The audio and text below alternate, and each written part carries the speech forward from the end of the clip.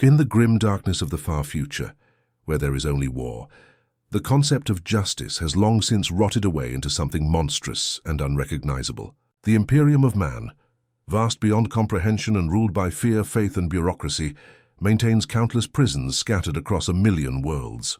Yet to call these hellish places prisons is an insult to the word itself, for they are not centers of rehabilitation, nor even containment in the traditional sense. They are pits of despair, factories of pain, and tombs for the living. A prison in the Warhammer 40K universe is not merely a place to serve a sentence. It is a place to die slowly, to be broken, reshaped, or forgotten entirely. The Imperium's legal system, if it can even be called that, is as brutal and unforgiving as the galaxy it governs. Crimes are often judged not by intent or circumstance, but by usefulness. A man may be executed for stealing a loaf of ration bread, while another may be spared for mass murder if his skills can serve the Emperor's will. Judges, inquisitors, and planetary governors wield absolute authority over the fate of countless souls. Once condemned, there is no appeal. Those deemed heretics, mutants, traitors, or even merely inconvenient citizens find themselves dragged away to some nightmarish facility, far from light or mercy. The lucky ones are executed swiftly. The unlucky are shipped to one of the Imperium's many penal colonies, or worse, interned within the labyrinthine dungeons of the Adeptus Arbites, or the Inquisition itself. Most Imperial prisons are not the clean, regimented structures one might imagine from modern sensibilities.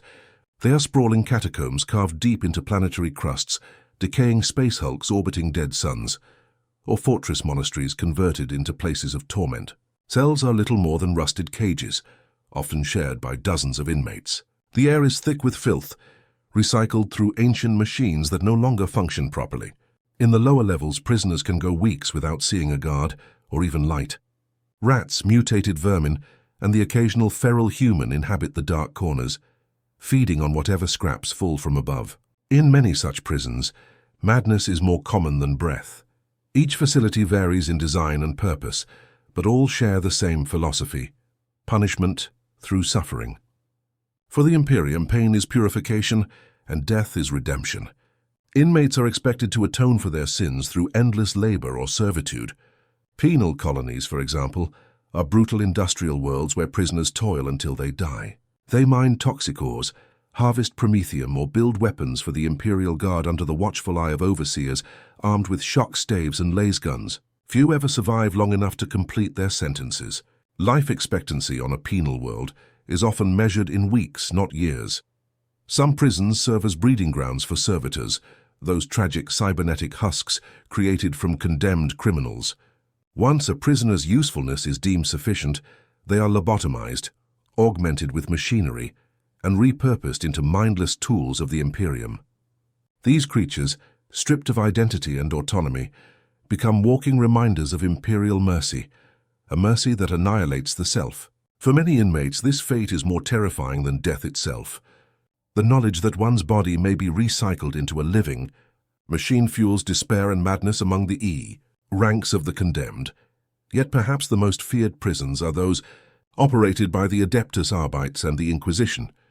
The Arbites, enforcers of Imperial law, maintain fortress prisons where heretics, cultists, and dissenters are interrogated, often for information that may no longer be relevant by the time it is extracted. Their methods are precise and efficient. Their tools are designed not merely to inflict pain, but to extract obedience. Within these grim halls, the screams of the guilty echo for hours, blending with the mechanical hum of torturous devices. The Arbites view their work not as cruelty, but as holy duty, a sacred enforcement of the Emperor's order. The Inquisition's prisons, however, exist on an entirely different level of horror. Hidden within secret moons, deep space stations, or under the cathedrals of hive cities, these facilities are reserved for those accused of heresy, witchcraft, or Xenos corruption. There are no laws here, no oversight, no hope. Interrogators of the Ordo Hereticus, Ordo Xenos, or Ordo Malleus experiment upon their captives with surgical precision. Some prisoners are used as test subjects for forbidden relics or psychic experimentation. Others are kept alive for centuries, sustained by dark technology, so they can continue to be questioned again and again. For the Inquisition, truth is a weapon, and extracting it is worth any price. To understand life inside an imperial prison, one must first understand the mindset of those who run it. The Imperium is a civilization built upon the worship of the Emperor as a god, and that faith demands constant sacrifice. To the wardens, interrogators, and guards, every lash of the whip, every bolt round fired into a prisoner's skull is an act of devotion. Suffering is sacred. The weak are purged, the faithful endure. Discipline is absolute and mercy is considered heresy. Prisoners are dehumanized to the point where they are no longer seen as people, merely fuel for the Emperor's eternal war.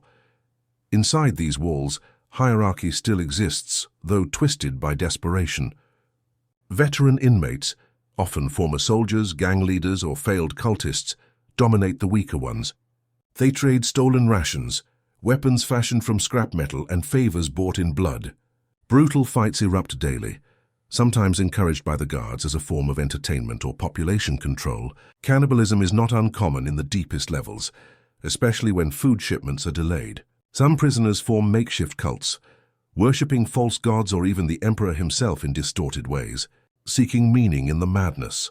In certain facilities, the ecclesiarchy maintains chapels where repentant prisoners are forced to pray, under the watch of fanatical priests. Those who refuse are beaten or burned alive as examples to the rest. The sermons speak of redemption through agony, that each scar brings one closer to divine absolution. For the broken and hopeless, these words can become gospel. Many inmates willingly accept death in the name of faith, believing that by suffering, they may yet serve the Emperor in death. Others turn away, driven insane by endless hypocrisy and torment, finding solace only in silence or rebellion. Not all imperial prisons are stationary. Some are vast prison ships, drifting through the void, transporting millions of convicts to war zones where they will be redeemed through service. These vessels, called penal barges, are nightmares of steel and darkness. Thousands of prisoners are packed into freezing holds, their numbers reduced by disease and starvation, long before reaching their destination. When the ship finally arrives, the survivors are herded into the meat grinder of war, forced to fight as expendable troops in penal legions. Their collars are rigged with explosive charges to ensure obedience, and their chance of survival is practically non-existent. Yet for many, this is a mercy compared to the eternity of rot behind bars. The psychological toll of imperial imprisonment is immense. Isolation, starvation, constant fear. All of it erodes the mind until nothing remains but instinct and madness. Those who survive long enough become something less than human. Hollow-eyed, skeletal figures with trembling hands and haunted gazes. Their speech devolves into mutters and prayers. The line between prisoner and beast blurs. Guards too often succumb to the same darkness. Prolonged exposure to suffering breeds apathy, cruelty, or insanity. It is not uncommon for entire prison staffs to be purged when corruption or heresy spreads among them, for even the righteous can be tainted by prolonged contact with despair. There are tales whispered among the Imperial Navy of derelict prison ships drifting in the warp, filled with the corpses of prisoners who tore each other apart when the Geller fields failed. Some say their souls still scream within those haunted hulks, echoing through eternity. On demon worlds and cursed moons, there exist prisons where the line between reality and the warp dissolves entirely. There prisoners do not die. They are consumed, reshaped, and reborn as horrors beyond comprehension. Such places are rumored to exist under the control of chaos cults or fallen Inquisitors. Their existence denied by the Imperium, yet feared by all who have heard of them. And yet, despite the horror, the prisons of the Imperium serve a terrible purpose. They keep order in a galaxy that teeters on the edge of collapse. Fear is the glue that holds the Imperium together, and prisons are its sharpest instruments.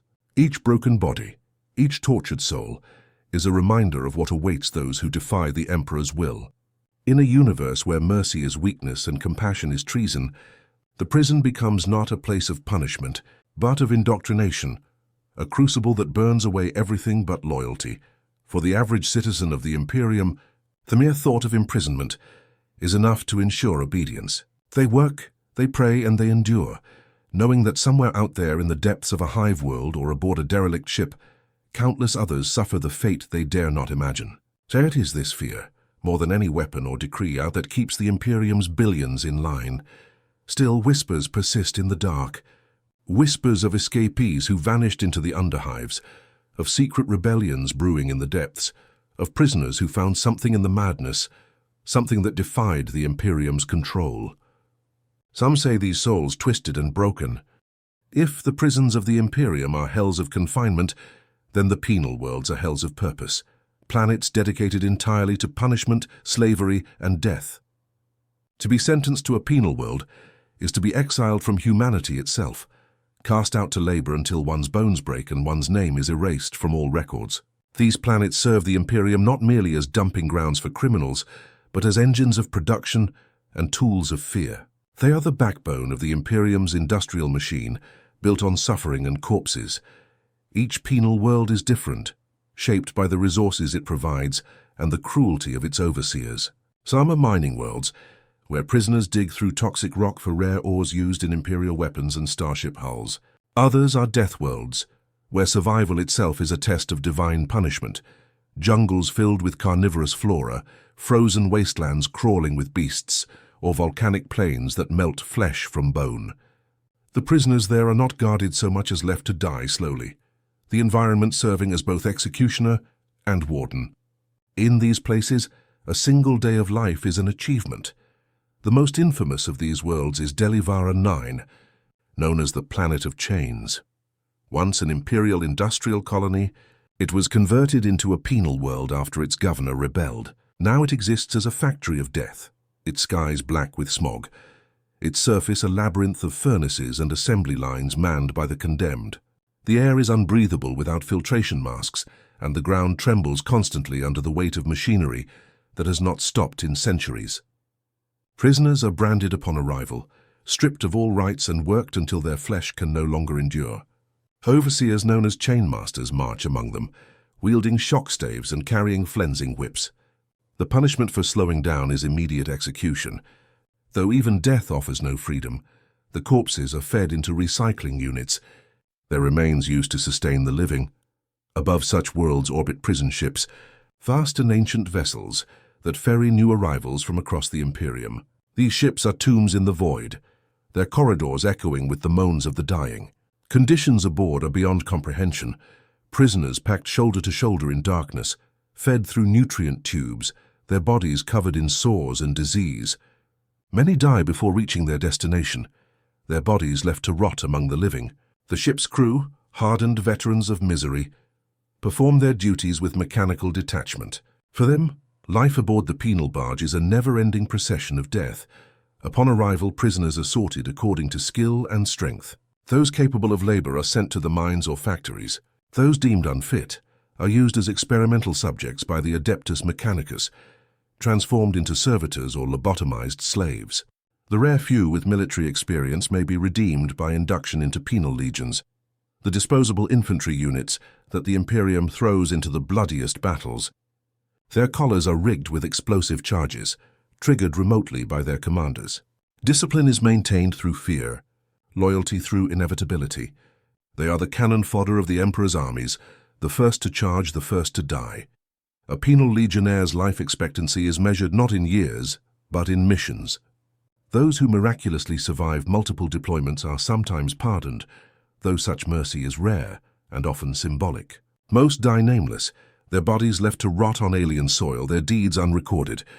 The Imperium remembers them only as numbers in a ledger of sacrifice. Yet even among these damned souls, legends persist, of convicts who achieved heroism on the battlefield, who earned redemption through impossible acts of valor.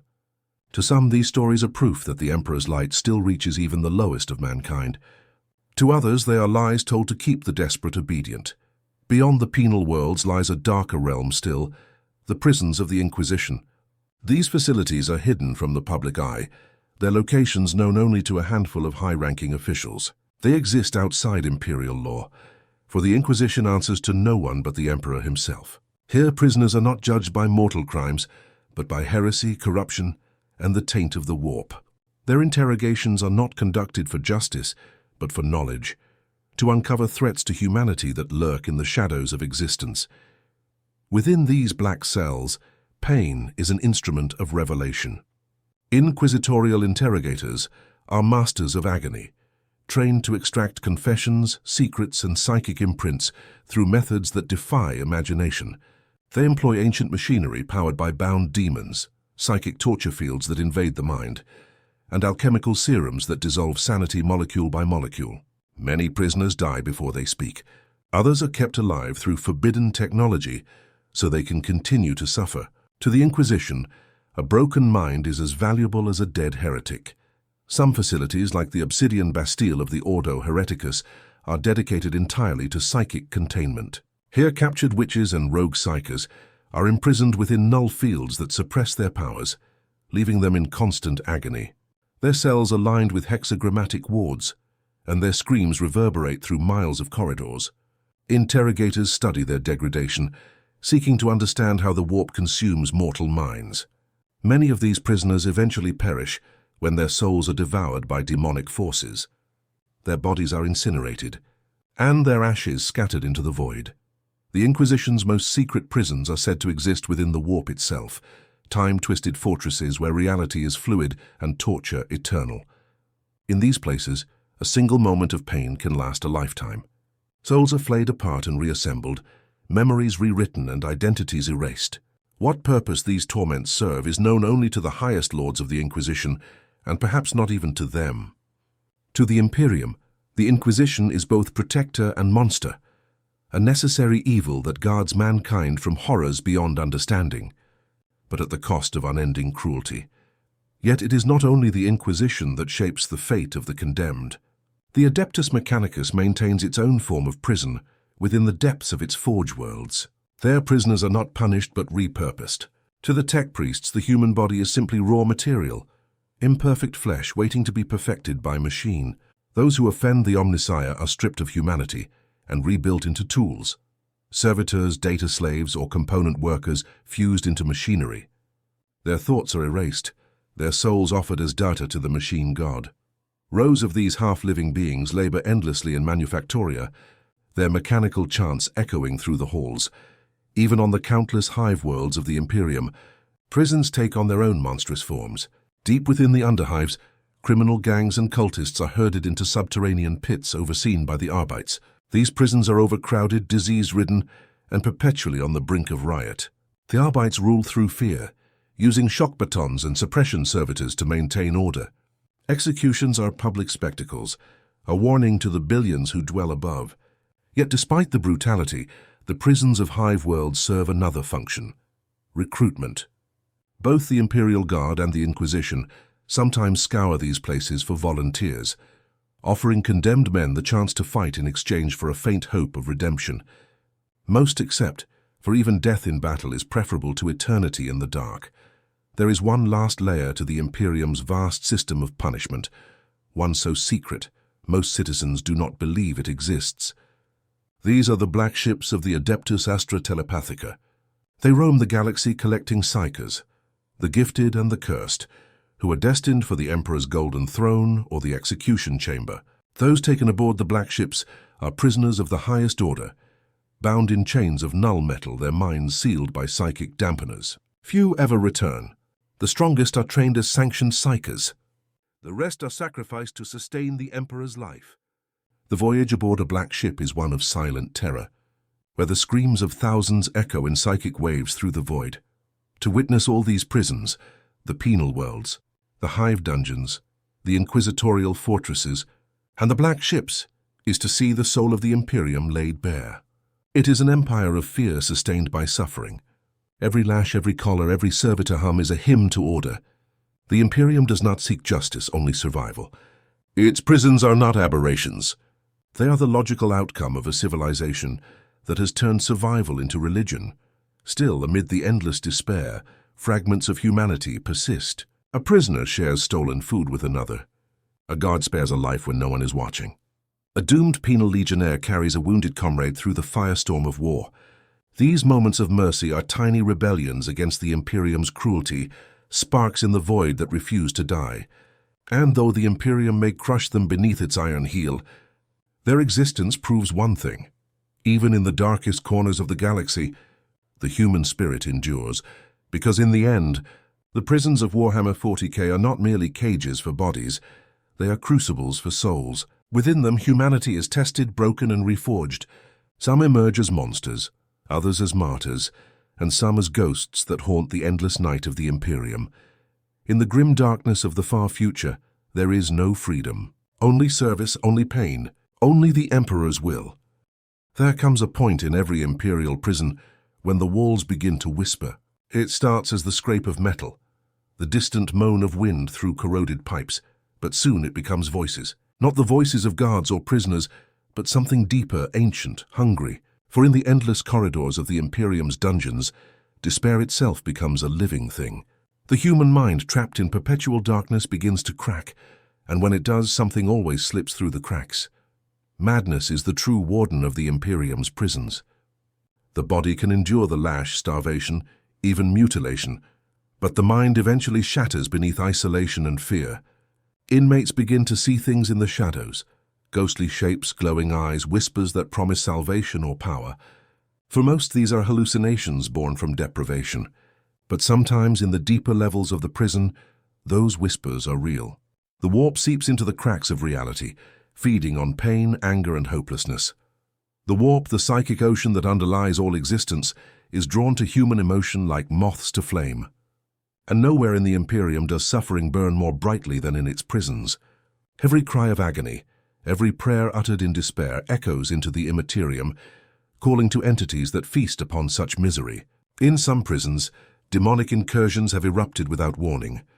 Entire wings vanishing overnight, their halls painted in blood and sigils. The Inquisition covers these events swiftly, purging the facility and erasing all records. But survivors whisper that the prisons themselves remember, that the walls breathe and the floors thirst for blood. Prison riots in the Imperium are cataclysmic. With thousands of starving, broken men confined together, it takes only one spark, one act of defiance, one whispered promise of freedom, for chaos to ignite. The Arbites respond with overwhelming force, shock staves, gunfire, suppression servitors, and even orbital bombardment if necessary. But when the warp is involved, no amount of bullets can contain what follows. There have been riots where prisoners tore through steel with their bare hands, where their eyes glowed with unholy light, and where symbols of chaos burned themselves into the walls. The transformation from prisoner to heretic is terrifyingly easy. The Imperium's cruelty, meant to enforce obedience, often drives the condemned into the arms of the ruinous powers. Chaos whispers, where the Emperor's silence reigns. It offers what the Imperium denies: power, freedom, vengeance. In the deepest pits of the prison, cults begin to form. They start as secret gatherings, inmates muttering forbidden prayers, carving symbols into their flesh. Soon they grow bolder. They spread like infection, promising salvation from endless torment. The chaos gods each find fertile ground within the prisons of man. Khorne, the blood god, thrives on rage. Inmates who fight daily for scraps of food or dominance find his whispers the easiest to heed. Blood becomes both offering and currency. The strongest rise as warlords, their followers painting the walls red in his name. Nurgle, Lord of Decay, finds joy in disease and despair. In pestilent cells filled with rot and filth, his gifts manifest as plagues that refuse to kill. Those who embrace him no longer fear suffering. They find comfort in it, becoming bloated carriers of his blessings. Slaanesh, the Prince of Excess, tempts those who crave escape from agony. The endless torture of body and mind drives prisoners to seek sensation in any form: pain, pleasure, madness. His followers become grotesque parodies of indulgence, addicted to their own torment. Tzeentch, the Changer of Ways, whispers to the cunning and the hopeless. He promises freedom through knowledge, power through transformation. Inmates who were once scholars, psychers, or manipulators become his puppets, weaving heretical plots even within their chains. In some prisons, entire populations have fallen to chaos overnight. The guards, outnumbered and terrified, either die screaming or join the uprising. These black riots, as they are known, leave nothing but ash and echoes behind. The Inquisition often arrives afterward, sealing the planet under exterminatus protocols to ensure no corruption spreads. Billions die for the sins of a few thousand, and yet from these infernal uprisings, new nightmares are born. The traitor penal legions, regiments of prisoners who turn to chaos, fight under heretical banners across the stars. Their armor is scavenged and corrupted, their bodies tattooed with runes of protection and damnation. Some serve chaos warlords as shock troops, others roam the void as pirates, spreading anarchy wherever they go. Not every prison falls to chaos, however. Some descend into something even darker, self-destruction without faith. In these places, humanity withers completely.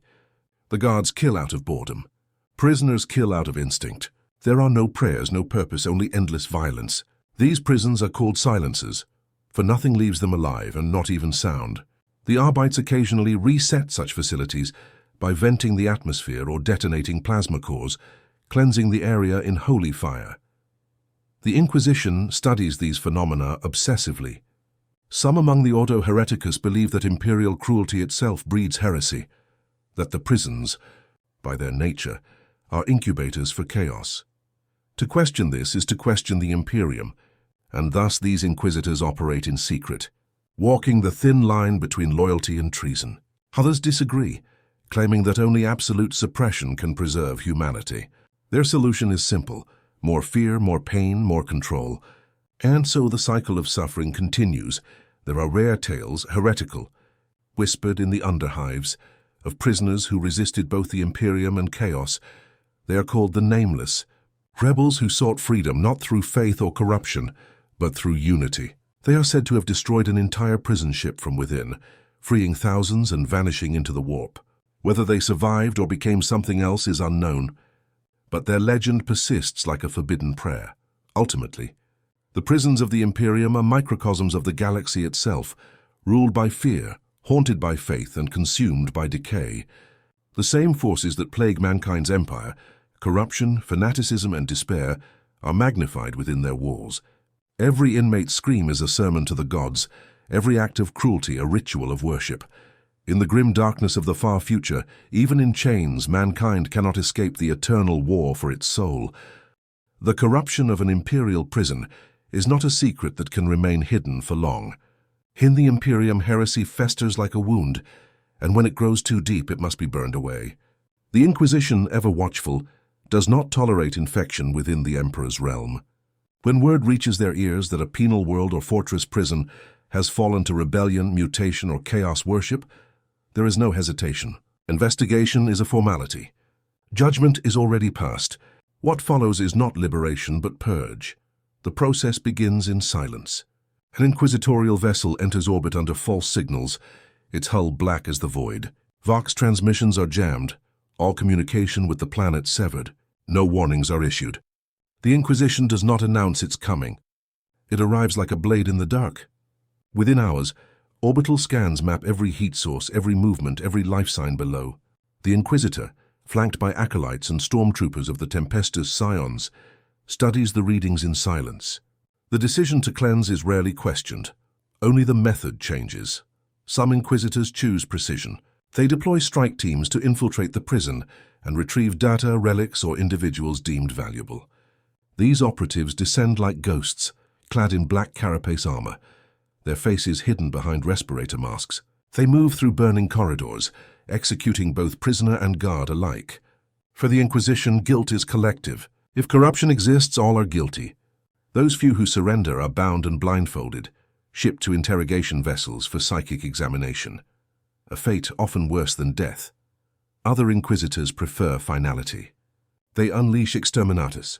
Orbital bombardments vaporize the planet's surface, reducing all life to ash. In some cases, cyclonic torpedoes ignite the atmosphere itself, turning the prison world into a molten tomb. The Inquisition's creed is clear. It is better to lose a world than to risk corruption spreading. The screams of billions are silenced beneath the roar of divine fire, and in the Emperor's name the act is considered mercy. Yet before destruction, the Inquisition seeks knowledge. The prisons of the Imperium are more than cages. They are laboratories of faith and despair. Every rebellion, every cult, every demon incursion is a case study in the weakness of mankind. Inquisitorial scribes record the aftermath in data scrolls, analyzing how chaos infiltrated the hearts of the condemned. They dissect bodies for mutation, extract memories from dying minds, and study relics left behind. From this horror, the Inquisition learns and prepares for the next heresy. Within the Inquisition's ranks, there are divisions in philosophy. The Puritans believe that the only way to protect humanity is through absolute annihilation of corruption. They advocate immediate purges, regardless of collateral damage. The radicals, however, argue that to fight chaos, one must understand it, even wield it. Some radicals have experimented on surviving prisoners, binding demons into their bodies, or testing psychic null fields that drive men to madness. Many of these Inquisitors eventually fall to the very corruption they sought to control. When that happens, their former peers become their hunters, and the purge turns inward. The aftermath of an inquisitorial cleansing is apocalyptic. Entire continents reduced to black glass, skies filled with ash and lightning. The ruins of prison fortresses stand like charred skeletons, their iron gates melted into slag.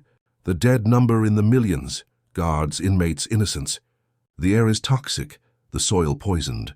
But the Inquisition does not rebuild. It leaves the ashes as a warning to others. Monuments are raised where the ground still smolders, engraved with a single phrase, "Here lies heresy." Not all prisoners die in the cleansing. Some are taken, those deemed useful. They are transported to Mechanicus Forge worlds or inquisitorial laboratories, where they are stripped of identity and transformed into servitors. The process is horrifyingly methodical. Flesh is shaved away, nerves are rewired, and machine implants replace organs. The brain is lobotomized and fitted with a control unit that erases memory and emotion. The result is a hollow shell, a living machine that obeys without question. Servitors fill every level of Imperial society, but those made from heretics bear special significance.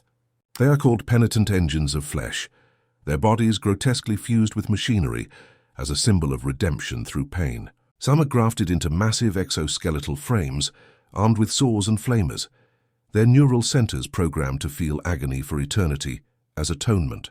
Others become maintenance drones or data conduits, their faces frozen in silent screams as they serve for centuries without rest. To the Mechanicus, this is purification, the transformation of corruption into utility. To the ecclesiarchy, it is divine justice, a reminder that no sin is beyond penance. But to those who still retain a fragment of conscience, it is horror beyond imagination. In the deepest levels of the Inquisition's fortress monasteries, entire chambers are lined with inactive servitors, suspended in nutrient gel awaiting activation. Some twitch even in dormancy, fragments of their old selves trapped in endless nightmares. Tech priests recite binary prayers as they calibrate their systems, unaware or uncaring that the things they service were once human. But servitors are not the only remnants of the purged. Occasionally, survivors emerge, scavengers who return to the ruins of destroyed prison worlds, searching for relics or technology. They find landscapes of death, oceans turned to sludge, skies still glowing with radioactive storms, and mountains made from twisted steel and bone. Sometimes they find things that should not exist, voices still echoing in the wind, machines that whisper, servitors that move without command. The Inquisition warns that such worlds remain cursed, yet for some reason they are never entirely destroyed. Perhaps even the Inquisition fears what still sleeps beneath the ashes. Within the Adeptus Arbites, stories circulate of the eternal convict, a servitor that wanders the void aboard derelict ships, endlessly repeating prayers to the Emperor. Some claim it was once an Inquisitor's prisoner who survived multiple purges, his body rebuilt countless times. Others say it is a spirit bound within machinery, cursed to atone forever. Whatever the truth, encountering it is considered a bad omen, a sign that justice and damnation have become one. The philosophical irony of Imperial punishment is that in seeking to preserve purity, the Imperium often becomes the very monster it fears. Its prisons, its purges, its servitors, all are born from a desire to control the uncontrollable. The Inquisition burns worlds to save souls, and the Mechanicus lobotomizes men to prevent rebellion. Yet each act erodes the humanity they claim to protect. In this cycle, the Imperium ensures its survival, but not its salvation. And still it endures because the Imperium cannot stop. It must consume, purge, rebuild, and repeat eternally. The Emperor's realm is a machine of suffering that cannot be shut down, because the alternative is extinction. The prisons, the purges, the servitors, they are not aberrations. They are the beating heart of the Imperium. And as long as mankind endures, so too will its chains. In the grim darkness of the far future, there is no redemption. Only service, only silence. Only the Emperor's will, carried out by those too broken to question it. There is no end to punishment in the Imperium of man. only transformation. Death itself is not freedom, for even in death the Emperor demands service. The prisons of the Imperium do not merely cage the body, they consume the soul. The condemned, whether executed, lobotomized, or turned to ash, do not escape the weight of judgment. Their essence, their memory, their very existence becomes part of the machinery of oppression that powers the Imperium's eternal survival. Those who die within Imperial prisons are rarely granted burial. The idea of rest is reserved for saints and soldiers, not criminals. Their corpses are burned, their ashes mixed with concrete to build new walls. Others are fed into bioreactors or processed into nutrient paste for the next generation of inmates. The Imperium wastes nothing, not flesh, not faith, not fear. Every scream, every death, every whisper becomes another brick in the fortress of mankind's cruelty. The ecclesiarchy teaches that the Emperor's gaze never turns away, even from the condemned. To them, endless punishment is mercy, a chance for sinners to suffer until they are cleansed. In the Cathedra of Chains, a massive shrine built atop the ruins of a former penal world, priests chant liturgies to the nameless dead. Thousands of skulls line the altar, each one belonging to a prisoner who atoned through agony. The faithful kneel before them, weeping and thanking the Emperor for his justice. The irony, of course, is lost on them. The same institution that claims to save humanity is built upon its bones. There are many forms of imprisonment in the Imperium. Some are physical, iron bars, shock collars, servitor control nodes. Others are metaphysical. Psychers, the rare individuals who channel the warp, face a fate far worse than death. Those captured and deemed too unstable for service are confined within null prisons, vast black towers that nullify psychic power through the use of rare pariah technology. Inside, reality feels dead. No sound, no dreams, no emotion. Psychers imprisoned here slowly lose their minds, their connection to the warp severed until their souls wither into nothingness. It is said that the Emperor himself decreed such punishment for those who would let chaos enter through them. But even beyond life and death, the soul remains trapped. The Adeptus Mechanicus has long experimented with capturing the neural echoes of the dead.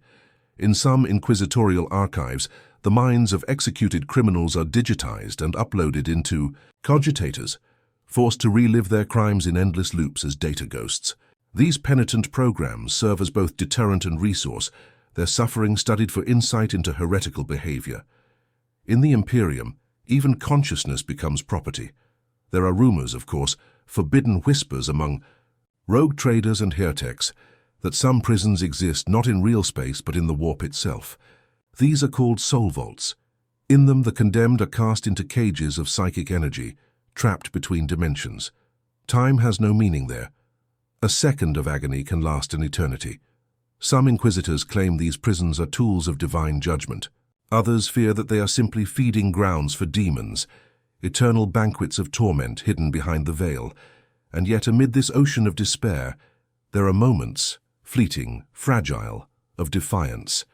A prisoner who refuses to break. A servitor that moves when uncommanded. A voice that prays not for forgiveness but for freedom. These are sparks in the void, tiny rebellions that the Imperium cannot fully extinguish. Legends persist of one such rebellion, a prison ship called the Silent Faith. Official records state it was destroyed during transport to Terra, but fragments of Vox transmissions suggest otherwise. The ship vanished into the warp after a mass psychic surge erupted among the prisoners. When Imperial search fleets later found its wreck, the cells were open, the servitors deactivated, and messages scrawled in blood across the walls. "We are free." Some believe the inmates were consumed by the warp. Others whisper they transcended it, becoming something beyond both chaos and the Imperium. Such stories are blasphemy, yet they endure. Because deep down, even the most loyal servant of the Emperor knows a terrible truth. The Imperium cannot save the human soul. It can only bind it, burn it, or bury it. Salvation belongs not to mankind, but to the machine of its own making. The Inquisition knows this. The Mechanicus knows it. Even the ecclesiarchy knows it. But they continue, because to stop would mean facing the truth. That the Emperor's dream has become a nightmare, powered by the suffering of trillions. That humanity's prisons are not exceptions, but reflections of its empire. And so the cycle continues. The prisoners rot, the servitors hum, the Inquisition purges, and the Mechanicus rebuilds. Somewhere on a forgotten world, a new prison rises from the ashes of an old one. Its walls made of the same bones, its halls echoing with the same screams. But if there is any hope in the galaxy of Warhammer 40K, it lies in the persistence of those screams. They are proof that humanity, even in its darkest hour, still remembers what it means to suffer, and perhaps someday to resist. For in the end, the prisons of the Imperium are not merely cages. They are mirrors, showing mankind the truth. It refuses to see that it has become the very monster it fears. In the grim darkness of the far future, there is no freedom. Only the illusion of survival, only endless judgment, only war. There are prisons in the Imperium that exist beyond human understanding, places where time fractures, faith decays, and reality itself bends beneath the weight of despair. These are not the labor pits of hive worlds, nor the fortress vaults of the Arbites. They are the eternal prisons, built by decree of the High Lords of Terra themselves, to hold those whose existence is deemed too dangerous to be erased. Traitorous Astartes, rogue psychers, heretical Inquisitors, and beings so corrupted that even death would release them to the warp. Such prisons are scattered across forgotten sectors, orbiting dead suns or buried deep beneath blasted moons.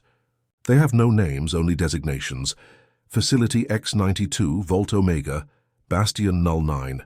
Each is self-contained, its population sealed for centuries. Some have no communication with the Imperium at all. Their custodians replace generation after generation, living and dying in service to a cause they barely remember. Within these prisons, faith is ritual and duty is madness. In Vault Omega, the oldest and most infamous of them all, prisoners are entombed alive in stasis coffins. They do not sleep nor wake. They exist in a constant loop of semi-conscious torment, their minds screaming against eternity. Tech priests monitor them as data points, units of containment. Each pulse, each flicker of brain activity is recorded in sacred code. The Adeptus Mechanicus calls it preservation of heresy, ensuring that knowledge of sin remains even if its vessel cannot act. The guards of such places are not ordinary men. They are null wardens, psychically dead humans bred or engineered to resist the warp. They feel nothing, no fear, no anger, no joy. Their faces are blank masks of duty, their eyes cold and distant. To serve as a warden is to surrender all emotion, for empathy is weakness in a place where pity invites corruption. They wear black void armor etched with purity seals, and their voices are monotone, reciting prayers without belief. The prisoners, however, are far from silent. Even in confinement, their minds reach out, psychers trying to touch the warp, traitor marines whispering forbidden litanies, mutants clawing against the edges of their cells. Sometimes the walls answer. The warp bleeds through cracks in reality, manifesting as whispers, visions, or sudden explosions of madness. When this happens, the wardens respond with holy flame, purging entire sectors of the prison. Those who survive are repaired, rebuilt, or replaced. Within the heart of every eternal prison lies the chamber of reflection, a colossal sanctum where the condemned are paraded before a giant effigy of the Emperor. The statue's eyes burn with golden light, powered by plasma generators and faith psalms recorded by Mechanicus Magi. Here the prisoners are forced to confess their sins in endless repetition, their words recorded by servitors and analyzed for blasphemy. Some confess to crimes they never committed, just to hear a different sound in the endless silence. Others remain mute, their defiance becoming their only act of rebellion. The Inquisition rarely visits these places, for those held here are beyond redemption or use. When they do, it is usually to extract a single soul, a psychic whose knowledge may turn the tide of war, a heretic whose mind hides the coordinates of a lost relic, or a former Inquisitor whose fall must be studied. These extractions are surgical, brutal affairs. Entire wings of the prison are sealed and vented into space to prevent contamination. The chosen prisoner is taken screaming into the blackness to serve the Emperor one last time. But even the eternal prisons are not eternal. Over millennia, their systems fail, their power cores decay, and their walls begin to whisper. Some are forgotten entirely, abandoned by the Imperium when their coordinates are lost in warp storms. Within these forsaken tombs, the inmates awaken. They find themselves alone, the lights flickering, the air stale and heavy with dust. Servitors wander aimlessly, reciting broken catechisms. The dead remain chained to their cells, and the living envy them. Legends tell of one such prison, the Abyssal Hold, a penal citadel built beneath the ice of a dead moon in Segmentum Obscurus. It was meant to contain a single being, an Alpha Legion sorcerer who claimed to have seen the Emperor's true face. When contact was lost, the Adeptus Mechanicus dispatched a recovery team. What they found defied all logic. The entire prison had transformed into a labyrinth of flesh and metal, walls pulsing like veins, corridors twisting in impossible geometries. The inmates were gone, their screams echoing through the ice while the Emperor's effigy wept molten gold. The Mechanicus sealed the moon and declared it Purgatus Extremis, but ships passing through that sector still pick up faint transmissions, prayers spoken backward calling for release. For most of the Imperium, such stories are superstition. For the Inquisition, they are warnings. The prisons that hold the worst of humanity are not just cages, they are wounds in reality. Every act of cruelty, every broken soul, every whispered curse tears the veil between worlds a little wider. The warp listens and it remembers. Some Inquisitors believe that one day the prisons themselves will rise, that the collective agony of billions will become sentient, forming a single vast consciousness of pain. This entity, they claim, will not serve chaos nor the Emperor, but something new, the embodiment of mankind's suffering. They call it the Nameless Warden, a god born from punishment itself. And when it awakens, the Imperium will learn the ultimate truth, that every lash, every cell, every execution was a prayer to it. Until that day, the prisons endure. They grind, hum, and whisper in the dark, feeding on lives like a machine without end. Their silence is worship, their cruelty devotion. Their existence, the purest reflection of the Imperium's soul. For in Warhammer 40K, the prisons of man are not separate from his empire. They are its heart. A heart that beats not with blood, but with fear. In the grim darkness of the far future, there are no keys, only locks that lead deeper into the void. There are whispers within the Inquisition of something ancient stirring, something born not from chaos, nor from the Emperor, but from the agony of mankind itself. They call it the Nameless Warden, an idea, a curse, a god forged in chains. No one knows when it began, only that it grows wherever men suffer without hope. Some say it first appeared in the oldest penal worlds, where millions died nameless and unremembered. Others claim it is the collective soul of every prisoner who ever begged the Emperor for mercy and received only silence. Unlike the gods of chaos, the Nameless Warden is not desire, rage, or corruption. It is despair made manifest. It does not tempt, it does not promise, it does not whisper of glory. It only watches. Its presence is felt in every place of confinement, in every scream that echoes down cold corridors. When a prisoner kneels in the dark and prays to a god who never answers, the warden listens. When the tortured beg for death, and death does not come, the warden waits. The Inquisition first encountered traces of it during the Purgatus of the Abyssal Hold, when psychic echoes from the moon's surface revealed patterns that no demon or psyker could explain. The echoes were rhythmic, like a heartbeat, slow, deliberate, infinite. They called it the Threnody Pulse. No human source could generate it, yet it resonated across multiple systems simultaneously. Entire communication arrays burned out trying to trace its origin.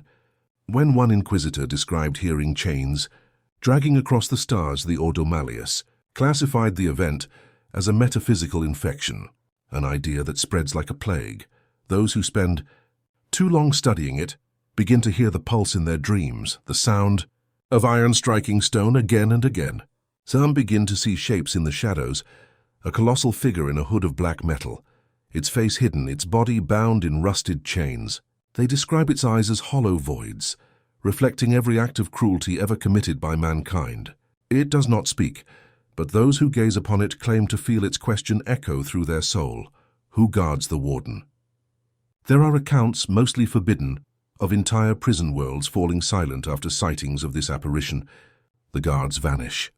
The inmates disappear.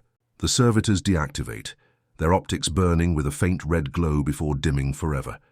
When Imperial recovery teams arrive, They find the prisons empty, yet perfectly intact. Meals still half-eaten, weapons undisturbed, cells open. The only sign of life is the faint rhythmic sound of chains echoing through the halls, as if something immense still walks unseen. Some Mechanica scholars theorize that the Nameless Warden is a psychic convergence, a manifestation of shared human suffering. Just as the Chaos Gods were born from mortal emotion, so too might this entity have emerged from the Imperium's endless cruelty. If that is true, then every act of imprisonment, every execution, every moment of despair feeds it. The Imperium itself becomes its cathedral, every prison a shrine to its existence. The ecclesiarchy denies this utterly. To them, the idea of a god born from human pain without divine purpose is heresy. Yet even among priests there are doubts. Some confess to feeling uneasy during sermons in prison chapels, as if the emperor's light dims in those places. Statues weep rust instead of holy water. Candles burn black. And when prayers are spoken for the condemned, faint whispers answer, not of mercy, but of pity. The Ordo Hereticus has classified the Nameless Warden under category omnipsychic anomaly, its study restricted to the highest levels of clearance. But suppression cannot erase belief. In the underhives and among void crews, cults have begun to form. They call themselves the Shackled Faith. Their creed is simple. All are prisoners, and all are equal in chains. They tattoo their flesh with images of locks and shackles, seeing imprisonment not as punishment but as truth. To them, the Nameless Warden is the final judge, the only god who sees humanity without pretense. The Inquisition's response has been merciless. Thousands executed, whole hablocks purged. Yet the cult always returns, spreading in the darkest corners where Imperial light does not reach. They do not pray to be freed. They pray to be seen. And perhaps that is what the Warden offers, not freedom, but recognition. In the year M42.871, an Imperial prison barge known as Penitent's Oath vanished from the Segmentum Solar. It carried over 60,000 inmates, 3,000 guards and a relic, a fragment of a stasis coffin from Vault Omega. For decades, it drifted through the warp thought lost. Then it reappeared near a dead system, broadcasting a single message on all frequencies. He has seen us. When Imperial forces boarded it, they found no corpses, no damage, no trace of life. Only chains hanging from the ceilings, moving as if in a silent wind. Since then, the Inquisition has forbidden any mention of the Warden in official records. But the signs persist. Prison worlds experience unexplained blackouts. Vox networks transmit ghost signals in rhythmic pulses. And sometimes, across the stars, those who have served too long in the Imperium's dungeons wake in the night with the same dream. A door in the dark, slowly opening. Perhaps the Warden is real. Perhaps it is simply mankind's guilt made manifest. But in the grim darkness of the far future, where suffering is eternal, even guilt can become divine. For if the Emperor is the light that guides humanity, then the Nameless Warden is the shadow that follows it, the inevitable reflection of all that mankind has done in his name. And as the prisons continue to fill, the chains continue to tighten, and the cries of the condemned echo into the void. The Warden listens, it always listens. The legend of the Nameless Warden spread through the Imperium like a whisper in the dark. Impossible to trace, impossible to silence. It was not carried by ships or Vox transmissions, but through dreams, through the fears of men who had spent too long in the Emperor's forgotten dungeons. At first, the Inquisition dismissed it as superstition, a psychic residue, the byproduct of warp-tainted guilt. But then came the fractures. It began on Erebus Penal Moon, a world orbiting a dying sun, home to over 5 million prisoners. The Arbites there reported strange phenomena: gravity fluctuations, lights flickering in rhythmic intervals, and prisoners falling into comas. Whispering in perfect unison, he walks between the cells. Within 3 days, all communication from Erebus ceased. The Inquisition dispatched a task force under Inquisitor Malchius Vaughan, a veteran of 100 purges, to investigate. When they arrived, the entire moon was silent. Its surface appeared untouched, yet every structure within was abandoned. The prison gates stood open. Food lay uneaten. Chains hung loose, swaying in a wind that did not exist. Vaughan's team descended into the main complex, and the air grew colder with every level. They found carvings burned into the steel walls, chains forming patterns like circuitry, words etched in low Gothic, "The Warden sees all." Vox recordings captured distant metallic echoes, as if something massive was dragging its weight through the corridors. But no life signs registered. Vaughan's last transmission was a single sentence, whispered and terrified. "It's not the prisoners who were caged." When Erebus was eventually glassed by orbital bombardment, no screams came from the surface. Only a single rhythmic sound echoed across every Auspex frequency, the tolling of iron. From that day forward, the Inquisition divided itself. Some, like the Ordo Malleus, insisted that the Nameless Warden was a warp entity born of humanity's despair, a fifth god of chaos, taking shape from the Imperium's cruelty. Others, particularly the Ordo Hereticus, believed it to be something worse. Not a god, but a mirror, reflecting the Imperium's sins back upon itself. Whatever it was, its reach grew stronger. On distant worlds, servitors began malfunctioning, repeating the same word, chains. Astropaths reported psychic interference manifesting as a deep resonant pulse. On hive worlds, the lowest levels began to flood with fog that glowed faintly red, and in that haze people swore they saw shadows of something immense moving just beyond the light. Even planetary governors began to dream of prisons they had never visited, cathedrals of iron, where every heartbeat was the sound of a chain striking stone. The ecclesiarchy called for mass purges. Entire prison planets were executed via exterminatus under the justification of psychic contamination. Billions died screaming, their souls flung into the warp, and yet the pulse only grew stronger. It was as if death itself nourished the thing they sought to destroy. Inquisitor Vaughan's data logs, recovered from a derelict probe, contained what many believe was the first direct manifestation of the Warden. A hollow recording showed a figure standing within the ruins of Erebus's central hall, towering and silent. Its body was forged of blackened iron, bound in 1,000 rusted chains. Its head was bowed, and in one hand it held a massive key the size of a man. Behind it, spectral forms flickered, humanoid shapes trapped within chains, their faces stretched in eternal torment. The image lasted for 3 seconds before the feed corrupted.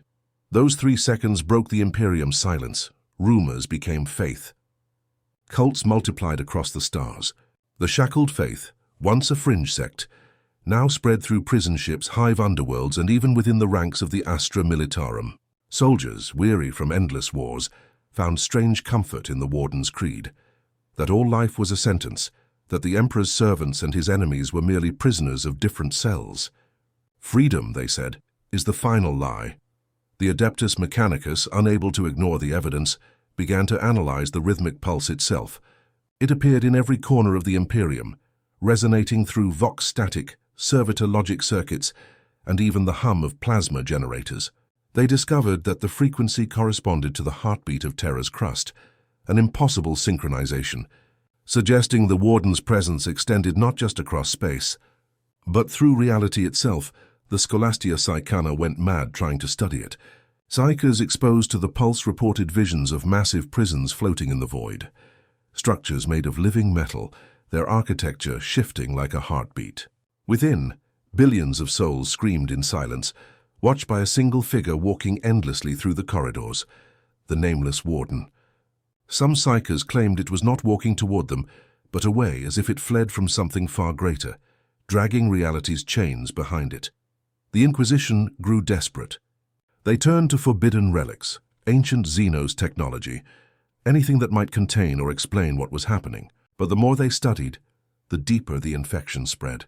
On Arax Faith, an inquisitorial fortress world, prisoners began chanting in perfect rhythm with the pulse, though none shared a language.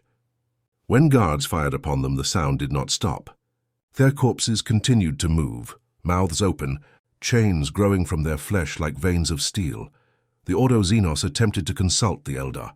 The few surviving Farseers refused to speak, saying only one thing: you cannot cage what was born in the cell. Meanwhile, the warp itself began to react. Navigators reported seeing a shadow cast across the Imperium, vast and indistinct, like a prison wall rising from the abyss. Demons fled from it. The Chaos Gods, it seemed, did not claim this entity as their own. Some even whispered that the Nameless Warden was the anti-god. the embodiment of imprisonment that even chaos could not bind. The final turning point came with the event on Stygia Prime, a world-sized penitentiary orbiting a black sun. During a mass execution of heretics, the entire planet's power grid failed. The darkness lasted for 12 minutes. When the light returned, every prisoner and guard alike was gone. Only the chains remained, neatly coiled, clean of blood, as if laid in ritual.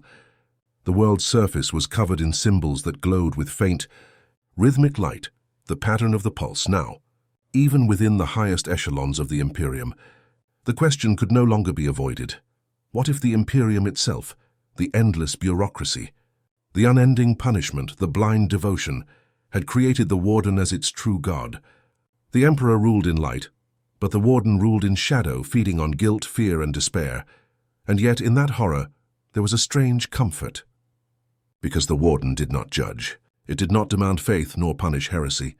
It simply was the silent keeper of all sins, the inevitable result of millennia of cruelty. Deep beneath the surface of Terra, where the oldest prisons still hold the Empire's most forbidden secrets, a single door is said to exist, sealed since the age of strife. It bears no sigil, no number, only a massive keyhole.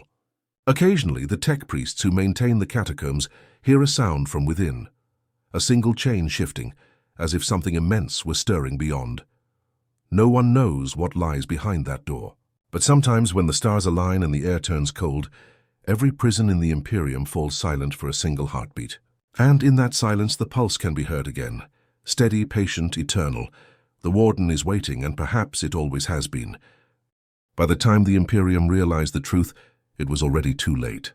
The Nameless Warden had transcended myth and become a presence that could no longer be contained by walls, prayers, or denial. It had spread beyond the confines of space and matter, seeping into the very architecture of despair. What once were prisons had begun to change. Across the segmentum obscurus, worlds that had served as penal colonies for millennia began to show impossible transformations. Stone walls turned to metal veins that pulsed faintly, like living flesh. Chains grew from the ground, coiling and tightening without wind. Vox static carried whispers that seemed to breathe, and the prisoners began to vanish one by one, not into death, but into something else. The Administratum recorded entire populations being absorbed by their own prisons, as if the structures themselves were alive, feeding on human fear. The first confirmed manifestation occurred on Carceris Prime, a fortress world once known for its indomitable walls and its brutal overseers. The Arbites there began reporting sensory distortions, corridors that stretched endlessly, doors that led to nowhere, and time itself fracturing within the lower levels. Guards would patrol a hall for an hour and emerge days later, their hair white, their eyes hollow. Surveillance-picked feeds showed rooms shifting shape, cell numbers rearranging, and inscriptions forming in molten iron across the walls. The Warden sees. When the Inquisition arrived, led by Inquisitor Relian Cowell, they found no resistance because there were no people left. The entire population of the planet, millions of souls, had merged into the structure. Flesh and machinery had fused, creating a labyrinthine cathedral of screaming walls and pulsing metal. Cowell and his team ventured deep inside, guided by distant echoes that resembled human cries. But the further they descended, the less reality obeyed its own laws. Grav fields twisted. Vox signals looped back with voices that weren't their own. Cowell's final transmission was a whisper, barely audible. It's alive. The prison is the prisoner. The Imperium declared exterminatus on Carceris Prime, but even orbital bombardment failed to destroy it. The surface melted, yet the planet's pulse continued, steady, rhythmic, defiant. It was as though the Nameless Warden had found a new form, not a being, but a system, a network of pain woven through the stars. And then, the dreams began again. Across the galaxy, prisoners, soldiers, and even Inquisitors shared identical visions. A vast, endless labyrinth where chains hung like constellations, and at the center stood the Warden, silent as always, holding its colossal key. But now something had changed. Its gaze no longer seemed distant, it was looking back. Some awoke screaming, claiming they heard words not in sound but in meaning. The cage opens from within. The ecclesiarchy panicked. To admit that such a being could exist was to admit that faith itself had limits, Sermons declared it a test from the Emperor, a reflection of mankind's weakness. But beneath their cathedrals, priests whispered in fear that perhaps the Warden was not born from chaos or heresy, but from the Emperor's own shadow, the echo of his divine judgment. If the Emperor was the god of sacrifice and duty, then the Warden was the god of consequence. On Damnatus Omega, a massive prison ship adrift in the void, this theory found terrible confirmation. During a warp storm, the ship's Geller field collapsed for 12 minutes. When it stabilized, every prisoner and crew member was still alive, but changed. Their eyes burned with faint iron light, and they spoke in unison. "We are forgiven." The ship's sensors recorded an energy signature identical to the Warden's pulse, emanating from the ship's reactor core. When the Inquisition intercepted the vessel, they found that the ship had restructured itself. Corridors were now veins of metal. Bulkheads formed the shape of bound figures. The reactor itself had become a giant heart of steel, beating once every few seconds, sending shockwaves of psychic energy into the warp. When an Ordo Malleus strike team entered, they vanished one by one, their identities overwritten by those of the ship's former prisoners. Inquisitorial records now list Damnatus Omega not as destroyed but as missing. Some claim to see its shadow gliding across the warp even now, a moving cathedral of torment, alive and aware. And still, the pulse continued. It was now detectable in nearly every Imperial network, in machine hymns, in Vox signals, even in the rhythmic ticking of chronometers. The Mechanicus eventually accepted the unthinkable. The Warden had infected the noosphere, the digital mind of the Imperium. The prisons of flesh had become prisons of data. Entire forge worlds began to suffer mass malfunctions. Servitors froze in reverence before blank walls, chanting binary prayers that translated to, "He waits." On Mars itself, a sector of the Red Basilica sealed itself off. Every Mechanicus acolyte inside, converting into something unrecognizable, half flesh, half machine, their skin engraved with chain patterns, their voices merging into a single mechanical hum. The tech priests called it the Hymn of Iron Chains, a psychic frequency so powerful that even the Omnissiah's symbols warped under its resonance. But perhaps the most horrifying change came not from the prisons, but from humanity itself. The guilty began to vanish in their sleep. On hive worlds, criminals simply disappeared from their cells, leaving behind chains that glowed faintly for days. Inquisitorial agents theorized that these people weren't dying, they were being taken. By what or where, no one knew. Some claimed they were being drawn into the Warden's domain, a metaphysical prison beyond the warp. Built from the sum of all punishment ever given, one psyker described it perfectly before her death. It's not a place, it's a truth. Every chain we forge, every law we write, every punishment we inflict, it all feeds the same hunger. The Warden is not coming, the Warden is already here. It's us. In the face of such revelation, even the Inquisition faltered. Whole sectors fell into silence. Imperial fleets vanished, chasing echo worlds that appeared and disappeared like phantoms. The Adeptus Astartes refused to intervene. To them, the Warden was a myth of mortals, not a threat of chaos. But when an entire company of the Black Templars vanished investigating an abandoned Penal ship, and their battle cries were later heard echoing through the warp, the myth became undeniable. Now, the prisons of the Imperium no longer merely contain the condemned, they are the condemned. Each fortress, each chain, each decree of judgment carries within it a fragment of the Warden's will. The Imperium, vast and eternal, has become a living penitentiary. The Emperor, the ultimate judge, sits upon his golden throne, the one prisoner who can never leave. And perhaps deep down, even he hears the pulse that binds all things. The Inquisition has ceased all public acknowledgement of the phenomenon. But in the quiet darkness between stars, where old prison hulks drift and whispers crawl through static, one thing has become clear. The Nameless Warden is not an intruder. It is not an enemy. It is the reflection of humanity's own nature, its need to punish, its worship of control, its unending belief that salvation must be earned through suffering. And so the Warden watches and waits. For as long as one cell remains locked, as long as one man kneels in chains, it will never die. Because the Nameless Warden is not a god of chaos or order, it is the god of consequence, and consequence is eternal. The Imperium had endured for 10,000 years, an empire of steel, faith, and endless suffering. It survived wars against Xenos, demons, and traitors alike, but no enemy had ever undone it from within. No blade, no heresy, no god of chaos could do what the Nameless Warden had done, make the Imperium look upon itself and see what it truly was. By M43-02, the Warden's pulse was no longer confined to prisons or penal worlds. It had spread across the entire galaxy, woven into every system, every hive, every machine that carried humanity's weight. The beat of chains could be heard in the hum of reactors, in the ticking of cogitators, even in the silence between prayers. No world was untouched. No soul was innocent. At first, the Administratum tried to suppress the truth. Vox networks were purged, data caches erased, priests executed for whispering the Warden's name. But the phenomenon did not need words to spread. It was an idea, a truth so deeply embedded in the Imperium's existence that to deny it was to deny reality itself, and reality began to fail. On Terra, the Golden Throne trembled. Tech priests of the Adeptus Mechanicus reported strange anomalies. The throne's machine spirit muttering in binary hymns no one had programmed, rhythmic pulses of light echoing the same frequency detected across the galaxy. Some believed it to be interference. Others feared the unthinkable, that even the Emperor's holy device was not immune to the Warden's resonance. Beneath the surface, the great prisons of old Terra, the forgotten catacombs beneath the Imperial Palace, began to open on their own.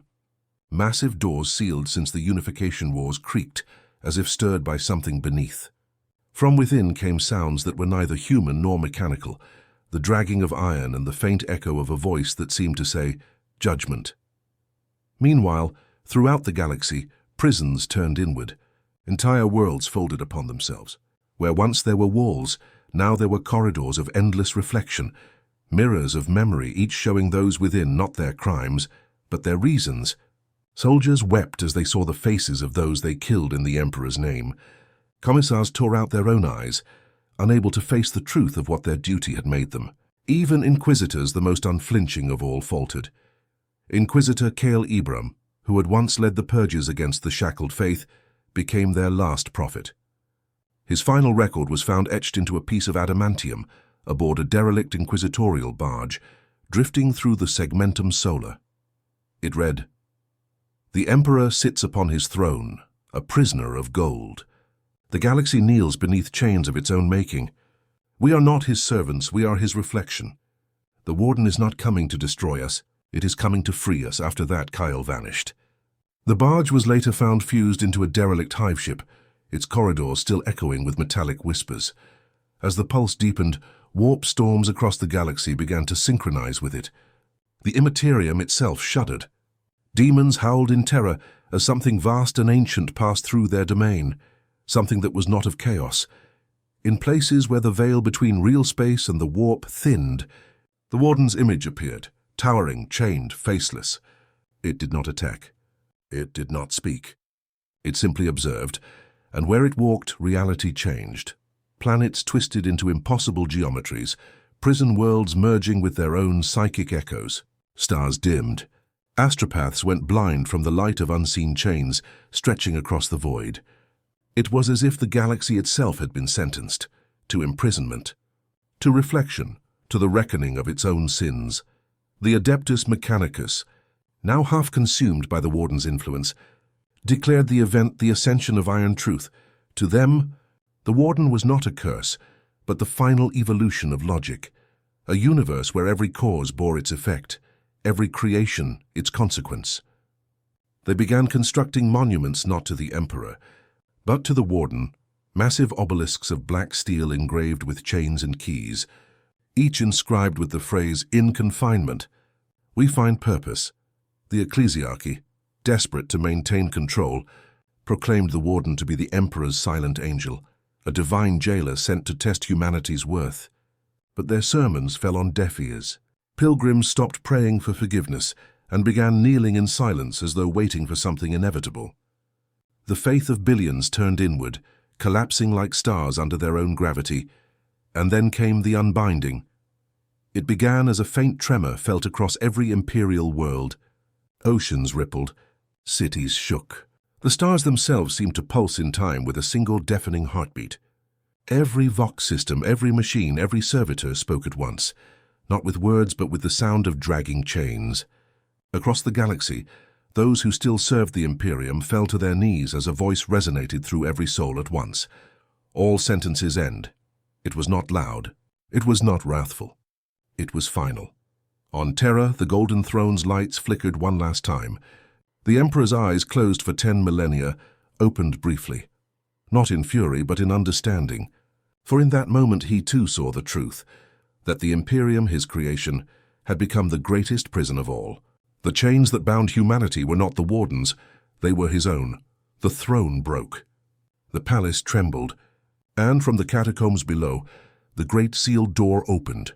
Witnesses, those few who survived the collapse, spoke of a light unlike any other. Not divine, not infernal, but true. It shone with the weight of every life ever lived, every pain ever felt. And within it, they saw the figure of the Nameless Warden. Vast, chained, faceless. It stepped through the open gate and knelt before the Emperor. Then, for the first time in eternity, it spoke aloud, "Your sentence is served." No one knows what happened next. Some say the Warden and the Emperor became one, the light and the shadow uniting at last, completing the circle of judgment. Others claim Terra itself ceased to exist, transformed into a silent monument floating in the void. A golden prison turned black, its chains stretching to infinity. Whatever the truth, the Imperium as it was no longer exists. The warp storms have calmed. The pulse is gone. The galaxy lies in eerie silence. Yet in that silence there is peace, a peace born not from victory, but from acceptance. In the farthest reaches of space, where derelict prison hulks drift through the endless dark, travelers sometimes hear a faint sound through their hulls, the echo of a heartbeat made of iron, and if one listens long enough, it begins to sound almost human, because perhaps, in the end, the Nameless Warden was never an enemy. It was never a god. It was the sum of everything mankind became, the guardian of consequence, the reflection of eternity, and the last truth in a galaxy built on lies. In the grim darkness of the far future, there is only war. But now there is also judgment.